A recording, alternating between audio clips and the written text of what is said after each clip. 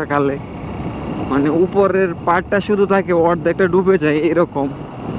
এই যে অনেকগুলো বাড়ি বা মসজিদ এইভাবে করার কারণ হয়েছে, বা দেয়াল করে ফেলার কারণ একটাই, পানির স্রোত আটকানো। না হয় বর্ষার সিজনে ঢেউয়ে ঢেউয়ে এইসব বাড়ি অনেক বাড়ি ভেঙে যায়। কাকা সিগন্যাল দিল কেন? কত সুন্দর ঘাস কেটে নিয়ে যাইতেছে ওরা। এত বড় বড় ঘাস এই এলাকায় একমাত্র পাওয়া সম্ভব। গরু রাস্তার মাঝখান দিয়ে হাঁটতেছে, কিচ্ছু করার নাই।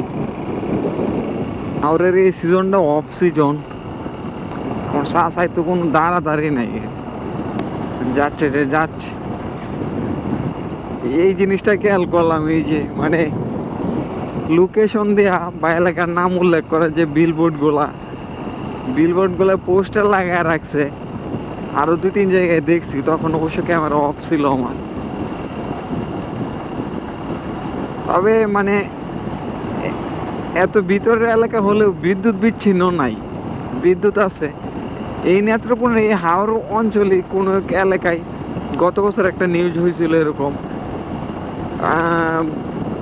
মানে ওই গ্রামের কেউ নাকি কোনোদিন 4 চাক্কা দেখে নাই মেন, ওদের গ্রামে কোনোদিন 4 চাক্কা ঢুকে নাই।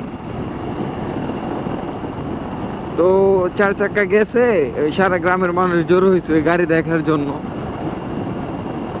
এইটাই সেই এলাকায় নেত্রকোনার। আমরা এখন এই যে বাই রোডে চলে যাব। বাই রোডে গিয়ে ফেরি আছে, ফেরি পার হওয়া লাগবে আবার আমাদের।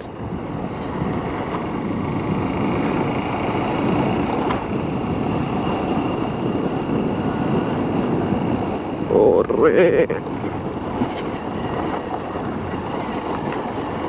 এই যে এটি পিচ দিছে মনে হয়, ঢালাই দেয় নাই ওইভাবে, এই জন্য এই রাস্তাগুলো ভেঙে গেছে।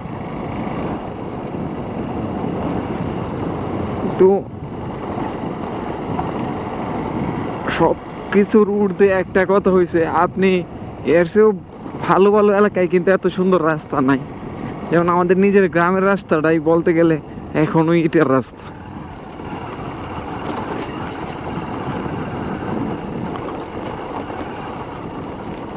অফ রোডে